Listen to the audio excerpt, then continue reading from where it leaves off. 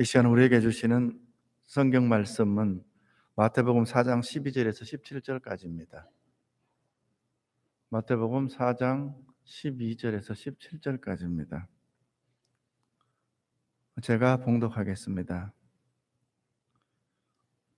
예수께서 요한이 잡혔음을 들으시고 갈릴리로 물러가셨다가 나사렛을 떠나 스불론과 납달리 지경 해변에 있는 가버나움에 가서 사시니, 이는 선지자 이사야를 통하여 하신 말씀을 이루려 하심이라. 일렀으되 스불론 땅과 납달리 땅과 요단강 저편 해변길과 이방의 갈릴리여, 흑암에 앉은 백성이 큰 빛을 보았고 사망의 땅과 그늘에 앉은 자들에게 빛이 빛이었도다 하였느니라.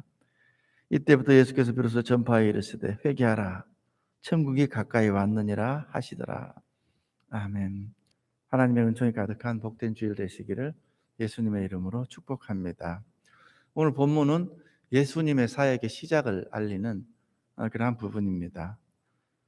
예수님의 첫 사역 현장은 예수님의 고향인 나사렛이 아니라 스불론 땅, 납달리 지경 해변에 있는 가브나움이라고 이렇게 소개합니다. 예수님의 첫 사역지는 가버나움에서부터 출발했다는 것입니다.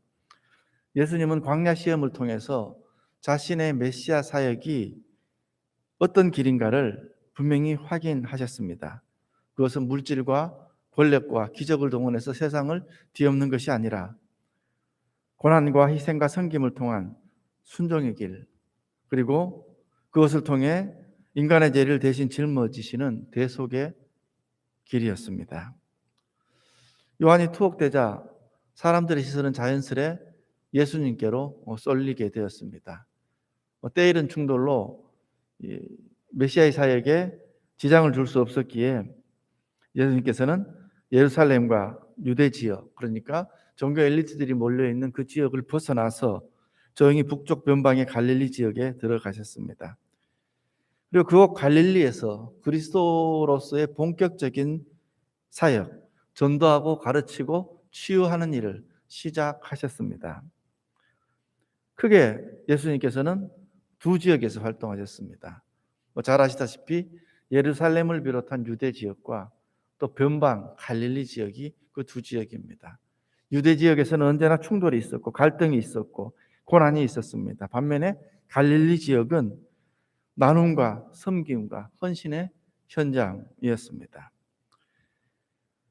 팔복 선포를 포함한 산상설교, 수많은 설교와 전도의 말씀들이 갈릴리 지역에서 선포되었습니다. 대부분의 제자들이 갈릴리에서 선택되어 양육되었고 수많은 병자들이 치유되는 역사가 갈릴리에서 일어났습니다. 보리떡 5개와 물고기 2마리로 5,000명을 먹이시는 이적도, 그런 표적들도 갈릴리에서 행해졌습니다. 특히 갈릴리 중에 갈릴리라고 불리는 게네사렛 바다 해안 지역인 가버나움을 중심으로 예수님께서는 사역을 하셨습니다. 그곳은 또한 제자들인 베드로와 안드레를 비롯한 여러 제자들의 생활 본거지이기도 했습니다.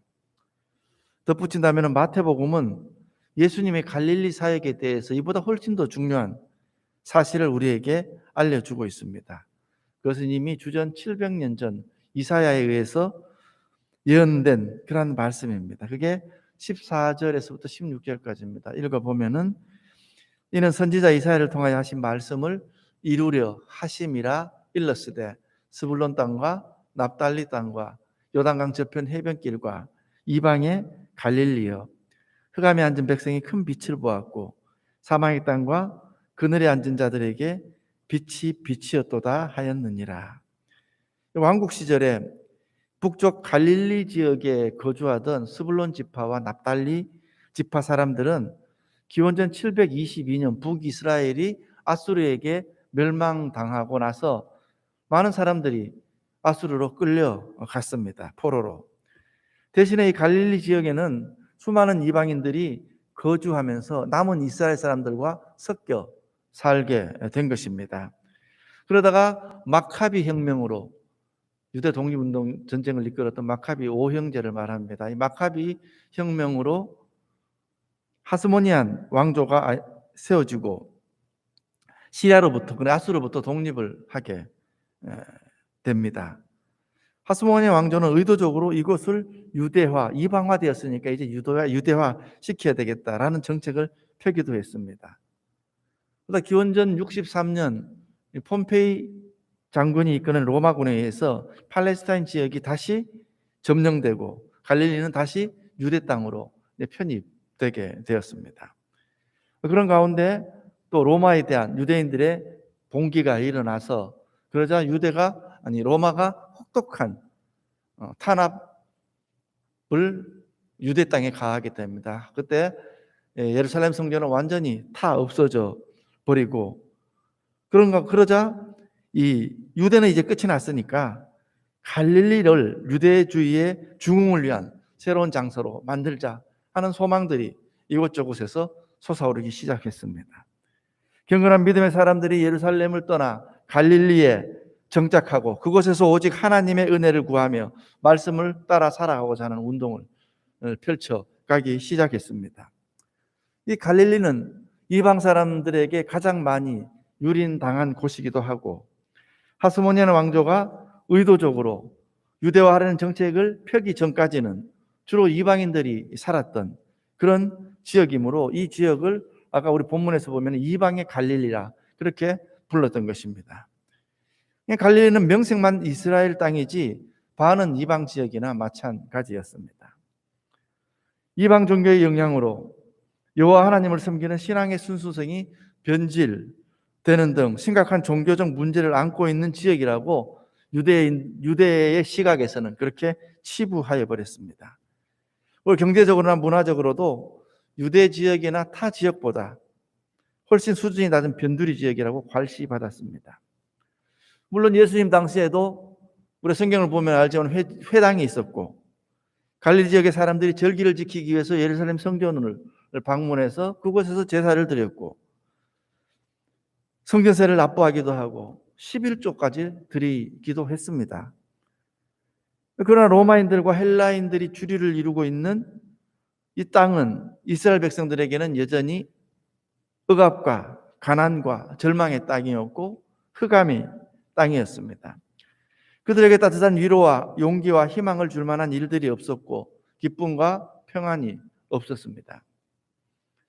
갈릴리 사람들은 좌절과 절망, 그리고 영적인 무지함과 혼란 가운데서 고통스럽게 살아가고 있었습니다.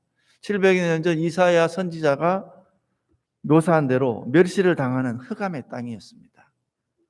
그런데 이사야가 장차 이렇게 되리라 이렇게 예언하는 것입니다. 그게 이사야 9장 2절입니다. 흑암에 행하던 백성이 큰 빛을 보고 사망의 그늘진 땅에 거주하던 자에게 빛이 비치도다. 그 흑암의 땅에 이제 빛이 비칠 것이다. 이사야가 700년 전에 예언한 것입니다. 그러면서 같은 장인 이사야 9장에 또 우리가 잘 알고 있는 메시아 예언이 이어집니다. 그게 이사야 9장 6절에서 7절까지입니다. 같은 9장에 있으니까 제가 한번 읽어보겠습니다.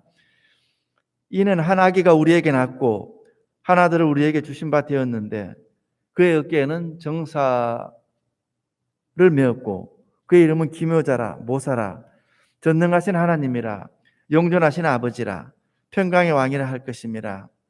그 정사와 평강의 다함이 무궁하며 또 다윗의 왕자와 그의 나라에 군림하여 그 나라를 굳게 세우고 지금 이후로 영원히 정의와 공의로 그것을 보존하실 것이라 이렇게 되어 있습니다.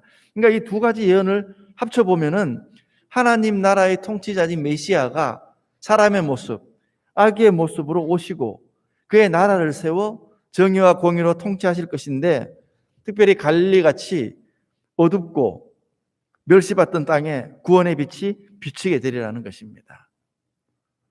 그리고 마태는 이 예언이 예수님을 통해 지금 그대로 이루어졌다고 선언하고 있습니다. 메시아와 함께 온 구원의 빛은, 이 구원의 서광은 성전이 자리 잡고 있고 종교적 엘리트가 몰려있는 예루살렘 유대 땅에서부터 비춰오지 않았습니다. 오히려 가난과 멸시와 차별의 고통 속에서 힘들게 살아가는 사람들의 땅 갈릴리부터 비추었습니다. 여러분 그 이유는 분명합니다. 다른 거 생각할 것도 없습니다. 팔복선언의 말씀대로 갈릴리 사람들은 심령이 가난한 사람들이었고 애통하는 자들이었기 때문입니다. 유대와 예루살렘 사람들은 정치적으로는 비록 로마의 식민지, 백성 신세이긴 했지만은 견고한 종교적인 우월감을 가지고 있었습니다. 모세 율법을 지키고 성전에서 제사를 꼬박꼬박 드리는 한 자신들은 하나님의 사랑과 인정을 받는 선민이라는 그런 우월감이 있었습니다. 그렇지만 갈릴리 사람들은 아무것도 내세울 것이 없었습니다. 그들의 삶은 늘 벼랑 끝에 서 있는 것과 다를 바 없었습니다. 그들이 기다릴 수 있는 것, 그들이 바랄 수 있는 것은 하나님의 구원의 손길 뿐이었습니다. 갈릴리 사람들은 예수께서 수고하고 무거운 짐진 자들아 다 내게로 오라 내가 너희를 쉬게 하리라 말씀하신 그 말씀 속에 수고하고 무거운 짐진 자들이었습니다. 건강한 자에게는 의사가 쓸데없고 병든 자에게라 쓸데있느니라 하신 말씀 속에 병든 자들이었습니다. 예수님의 갈릴리 사역은 이 천국, 하나님 나라를 선포하는 설교로부터 시작되었습니다. 오늘 17절이죠. 이때부터 예수께서 비로소 전파에 이르시되 회개하라 천국이 가까웠느니라. 가까이 왔느니라. 이 마가복음에는 때가 찼고 하나님 나라가 가까이 왔으니 회개하고 복음을 믿으라 그렇게 되어 있습니다. 그러니까 마태복음은 천국, 마가복음은 하나님의 나라 이렇게 되어 있는 것입니다. 마태복음은 유대인을 위한 복음서라고 불리웁니다. 마태는 유대인 독자를 의식해서 하나님이라는 호칭을 직접 사용하지 않았습니다. 1절에서 말씀드렸지만은 유대인들은 하나님 이름을 입에 올리지를 않았습니다. 어디 우리가 감히 하나님의 그 거룩하신 이름을 입에 올리느냐. 그래서 지금도 원래 하나님의 이름이 구약에 어떻게 읽는지 알지 못합니다. 그게 야노회인지 여호와인지 야훼인지 이것도 확실한 게 지금 아직까지 모릅니다. 그냥 우리가 그냥 문법에 따라서 그냥 읽고 있는 것입니다. 성경을 읽을 때 하나님이라는 단어가 나오면은 유대인들은 읽다가 하고 그냥 건너뛰고 그 다음부터 읽었다는 것입니다. 그래서 하나님이라는 단어를 사용하지 않고 하늘이라는 명사로 대신하였습니다. 천국이 가까이 왔느니라. Kingdom of Heaven is at hand죠. 임박하였다. 이 가까이 왔다는 말은 헬라어로 엥기켄이라는 단어를 쓰는데 다가왔다는 뜻을 가진 이 헬라어의 완료형입니다. 그러니까 다가옴이 완료되어서 다가옴이 완료되어 이미 도착했다는 의미입니다. 하나님 나라가 가까이 왔다가 그냥 가까이 오고 있다가 아니라 가까이 와가지고 이미 우리에게 있다는 것입니다. 정확한 의미는. 자, 이 부분에서 우리가 논의의 소지도 많지만은 분명히 짚고 넘어가야 할 성경적인 어떤 천국의 가르침을 우리가 짚어보고 넘어가겠습니다. 대부분의 교인들이 천국에 간다, 천국에 갔다, 천국에 갈 것이다 라는 말을 하지 천국이 다가왔다, 천국이 도착했다 라는 말은 하지 않습니다. 그런데 예수님은 여러분들 분명히 오늘 본문을 읽으셨지만서도 천국이 갈 때가 되었으니까 천국에 갈 때가 가까이 왔으니까 회개하고 복음을 믿으라 이렇게 말씀하지 않았습니다. 천국이 다가왔으니 천국이 가까웠으니 회개하고 복음을 믿으라 말씀하십니다. 예수님의 말씀에 의하면 분명히 우리는 천국은 가는 천국이 아니라 오는 천국이 맞습니다. 그죠? 그런데 왜 자꾸 사람들은 가는 천국을 말하는 것일까? 이것은 천국을 자신들의 죽음 이후의 삶과 연결시켜 그것을 죽음 위에 진입하게 될 아름답고 평화롭고 행복한 공간으로 생각하기 때문입니다. 그리고 그 공간에 들어가는 것과 구원을 동일하게 여깁니다. 이것은 한마디로 우리가 옛날부터 내려왔던 어떤 그런 내세관, 인간 중심의 천국관, 자기 중심의 천국관이라고 할 수 있습니다. 성경이 말하는 하나님의 나라, 성경이 말하는 천국은 그렇게 한 개인의 삶과 죽음의 시간대와 큰 관련이 없는 실제입니다. 하나님의 나라는 말 그대로 하나님이 통치하시는 나라입니다. 여러분, 나라에 3요소가 있습니다. 주권, 영토, 국민입니다. 그 중에서도 무엇이 가장 중요하나요? 주권이 누구에게 있느냐에 따라서 그 나라의 성격이 달라집니다. 주권이 누구에게 있느냐에 따라서 똑같은 한반도 영토를 가지고 있고 똑같은 혈통의 민족이라 할지라도 주권이 국민에게 있으면은 남한처럼 이렇게 민주주의 나라가 되고, 안 그러면은 북한처럼 공산주의가 되는, 이렇게 성격이 완전히 다른 이렇게 나라가 되는 것입니다.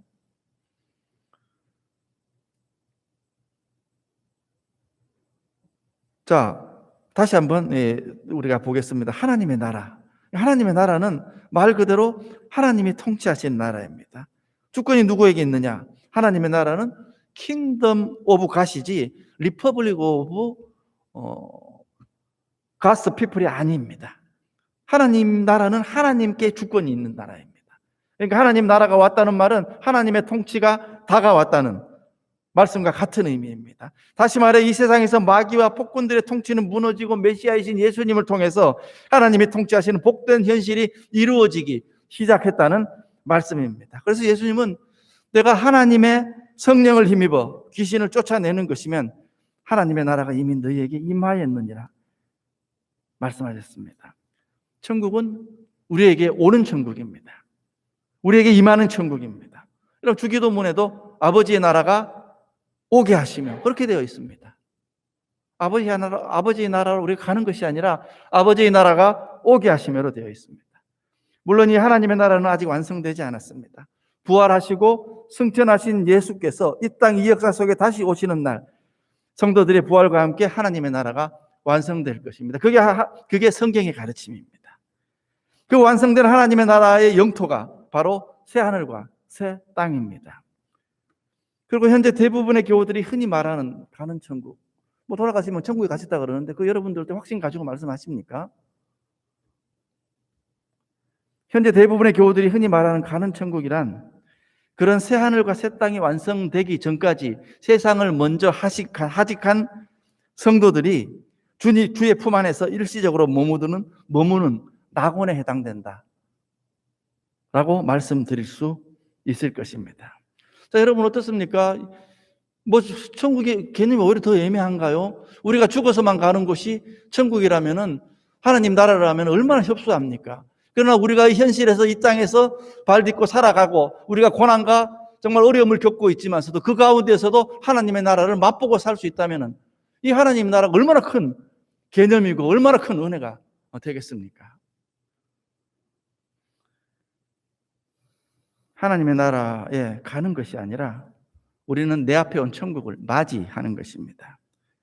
그리고 그 천국 맞이의 핵심은 회개하고 복음을 믿는 일입니다. 회개한다는 것은 단순히 후회하고 뉘우치는 것을 의미하지 않는다고 말씀드렸습니다.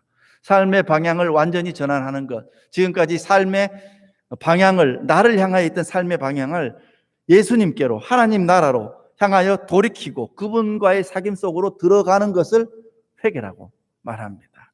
특별히 예수님이 말씀하시는 회개 속에는 하나님의 사랑과 은혜를 믿음으로 받아들이는 것까지 포함됩니다. 여러분 회개는 잘못했어 이런 차원이 아니라 완전히 내 삶의 방향을 주님께로 돌리고 주님과의 교제 안으로 들어가는 것, 그것을 회개라고 하는 것입니다.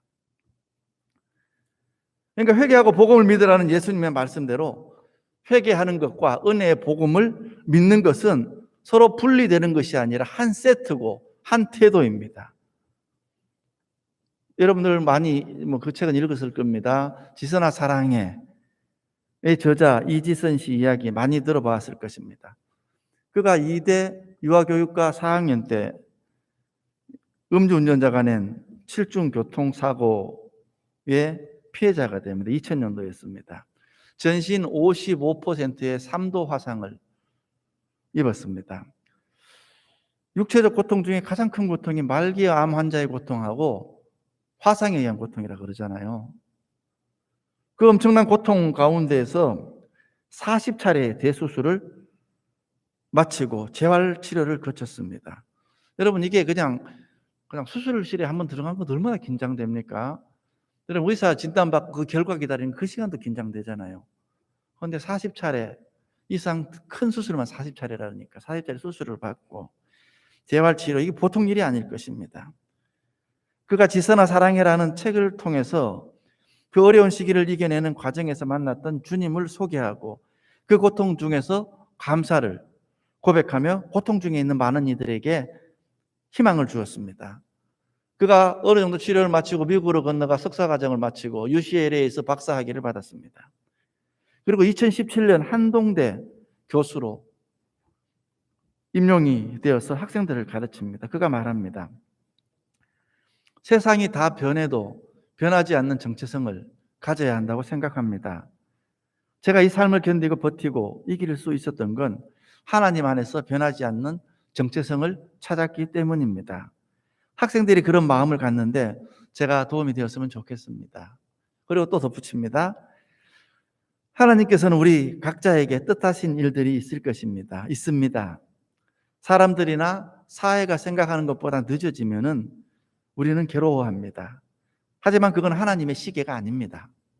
하나님이 하실 일을 기대하며 성급해하지 말고 기다렸으면 합니다. 제가 있었던 일이 바로 그 일입니다. 자, 이지선의 고백 속에서는 그가 그 고통 가운데서도 그가 이미 누리고 있었던 하나님의 나라를 얼핏 보게 됩니다. 여러분, 그에게 그런 어떤 하나님의 나라를 그가 믿음으로 받지 않았다면 그 고통을 이겨낼 수 없었을 것입니다. 그에게 다가온 하나님의 통치를 그가 믿음으로 받아들여 그 고난을 이기고 자신의 삶 가운데서 지금 하나님 나라를 경험하며 천국을 이루어가면서 많은 이들에게 희망을 주고 있는 것입니다. 천국은 오는 것입니다. 그 천국을 우리가 맞이하는 것이라는 말입니다. 단지 죽어서 가는 그것도 천국이라고 할 수 있겠지만 지금 현재에서도 천국은 우리와 뒤섞여 있다는 말씀입니다. 그리스도를 만나서 우리 모두가 은혜를 받기를 원합니다. 뭔가 마음을 치유받기를 원하지 않습니까? 여러분, 참된 제자가 되고 싶습니까?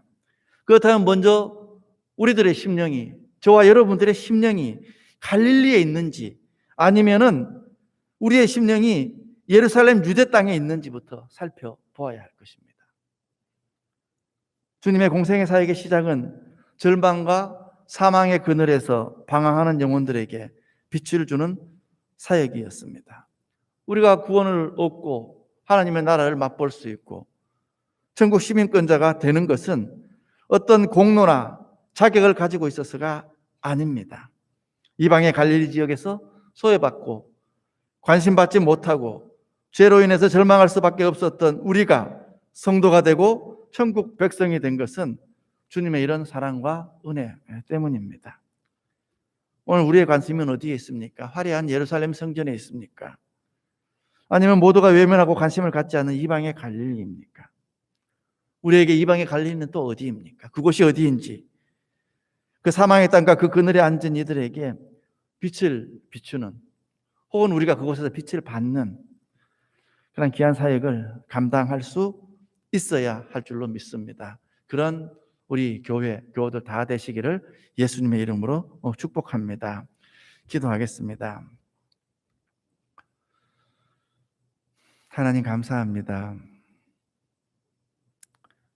주께서 이 땅에 오심으로 하나님의 나라가 저희들에게 시작이 되었습니다.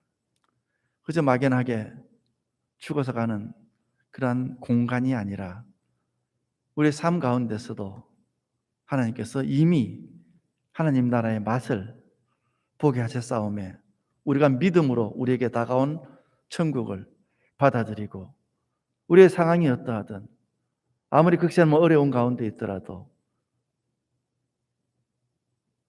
감사할 수 있는 하나님 경험을 가지고 살아가는 저희들 다 되게 하여 주시옵소서. 예수님의 이름으로 기도하옵나이다. 아멘.